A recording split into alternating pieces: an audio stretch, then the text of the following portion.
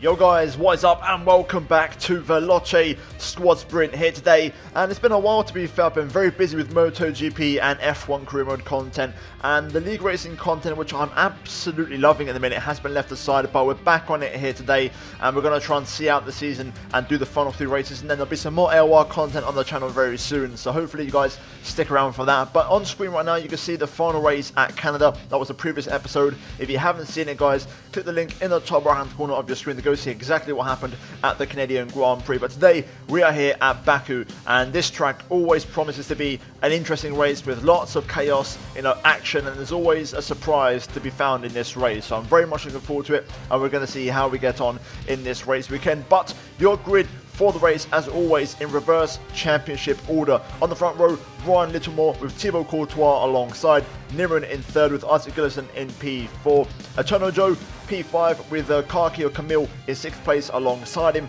Hayden Gullis P7 with my teammate Raggy alongside him in P8. Then we have Cem Bolokbasi in P9 with Veloce Storm or Tom Lartolo rounding off the top 10. Then it's myself 11th, Alex Gillon alongside me in P12. Then it's Simon Vinegang with Tiamat Marduk, the top content creator in the championship, alongside him. Then we have Veloce James, Danny Berejne, and at the back the championship leader Veloce Hypers brings up the rear, and that is your grid for the race here today at Azerbaijan. So let's see how this race goes. We have, I believe, 2 more races after this, so this is now the final 3 races of the season. So things are getting close, and we have had a very miserable start to the season so far, but we have had a really good last couple of races, and we've hit a bit of form. So I'm hoping for more of the same here this weekend, and fingers crossed we can do this. Now for this race, I actually lost comms with my teammate Raggy after about 2 laps, and you'll see that in the pit stops as I explain something that happened, but we'll get onto that in a minute.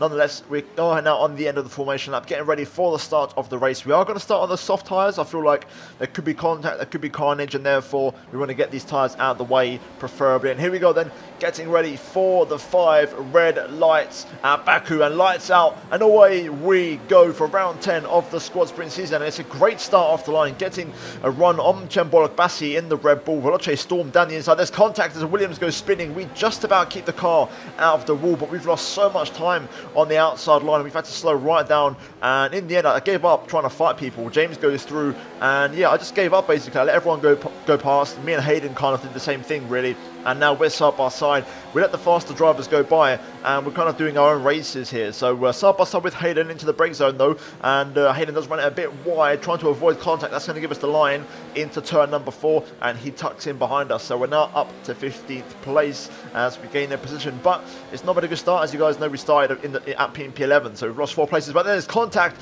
Simon Vinegang gets tagged. Ben to my right hand side is missing an end plate, and we make up 2 more positions, and we jump up to 13th place there. So contact between Simon and Ben, both of those guys of course battling in the championship, and I want to try and catch Ben if I can. He's a long way away, but I'm making it my mission to try and catch him in the remaining races of the season.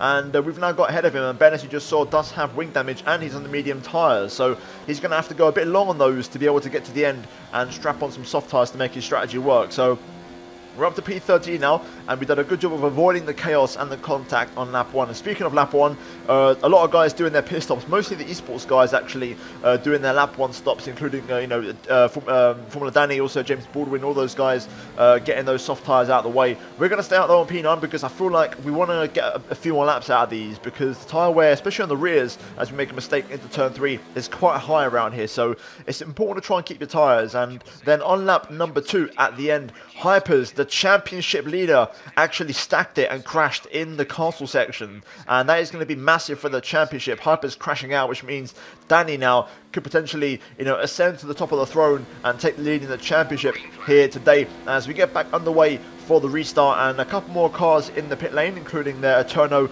and also Niren in the McLaren. So we're now going to move up to P7 in this race, and we've got still Ben behind us, of course, with the wing damage, but we are pulling away from him as we try to keep up with Veloce Storm, who of course is on the medium tyres. So I feel confident of catching him as my rear tyres start to fade away. But then another VSC as Kaki crashes just in front of us, loses his front right tyre, and another VSC, the second one this race. And this was the point where, okay, we've done 2 laps on the soft, 3 laps really, and we've got the most out of the tyres. Like they've gone past their peak point, so we're going to box now. And unfortunately, we didn't get any benefit from the VSC, but still, we're going to just pit in because nobody else in front actually went into the pit lane. If someone had come in front, I wouldn't have pitted, but because nobody did, it's a good chance to pit. But unfortunately here, you'll see, we have a timer on screen. I lose about 2.5 seconds. The reason being is because I was trying to reconnect the Discord to try and get comms back with my teammate, and those 2.5 seconds that we lost will be very crucial later on, as you'll see in this video. But yeah,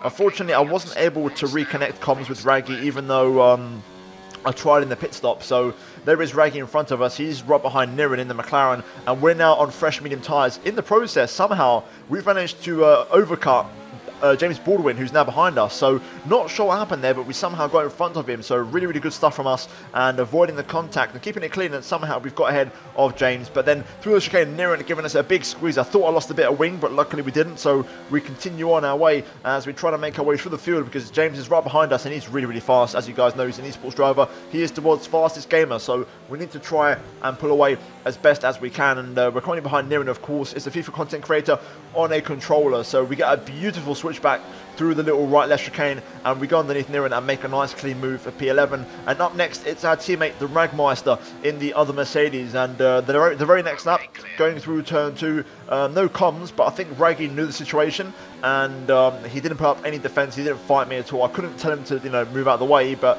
he saw I was on the way through, so he just stayed on the right hand side, didn't defend the line, and he let me go through on the inside. And we make a little switch, and I take P10 in the race now, move up to the points. And up next it's Ryan Littlemore, who I believe has wing damage, so he was actually quite slow. We caught up to him quite quickly, and we're now on the back of him here, going through the end of the lap, through the little chicane. And we've got so much strain on speed here, as Ryan's struggling with that wing and picking up the understeer. He has to let us go, and we're now up to 9th place. The next car up the road is Formula Danny, and of course, if you guys remember, Hyper's crashed, so I believe right now we could be in a net P2 due to strategy. Ben pits there, so he's going to get his wing fixed in the pit stops as we now move up to 8th place. But because we're ahead of James and Hyper's crashed out, I believe we're in a net P8. On this lap now, we've got Chem now in front of us in the Red Bull, and also Simon there pitting as well, and also Hayden, I believe. So quite a few cars in the pit lane, including Thibaut Courtois as well. Chem Bologbassi, he started mediums. He's going into the soft tires, so he's going to be a car to watch out for later on. But unfortunately for us, there is Veloce Storm leaving the pit lane, and Storm, who of course was ahead of us on the track, he started P10. He started on the medium tyres, he's now on soft tyres, but that pit stop hold up of 2.5 seconds, if we hadn't had that, and we hadn't had the issue with Discord, I would have actually rejoined ahead of Storm. Storm was faster than me, credit to him, he was really fast around here, but you know, when you've got track position around here, you can definitely defend it, and I had good pace, and I felt confident that I could have pulled it off. Either way, Alex Gillon eventually pitted, and we were currently P3 in this race, and Storm was P2, so we was actually in a net 2nd place, but unfortunately Storm has pulled off a madness with the strategy, but we should have been in P2. Unfortunately, the hold-up has cost us a little bit, and Storm drove away into the sunset with the soft tyres, and now Chem also on the same strategy, going for the soft tyres later on. He makes a move on James Baldwin, and all this time we've kept James behind, about a second behind. He's trying to close in, but we're really good on the straights. And now at the end of lap 11, eventually Chem was so fast on those soft tyres, and now he's tucked in behind us in the slipstream as we go through the chicane, and he's going to be looking for a move here going onto the pit straight. And like I mentioned, our straight line speed was very good around here, but even then Chem just got so close towards the end of the lap, and he had such good speed, he was going to get the run on us anyway. And we are going to defend the inside because, you know, we want this podium. It could be our first podium of the season here.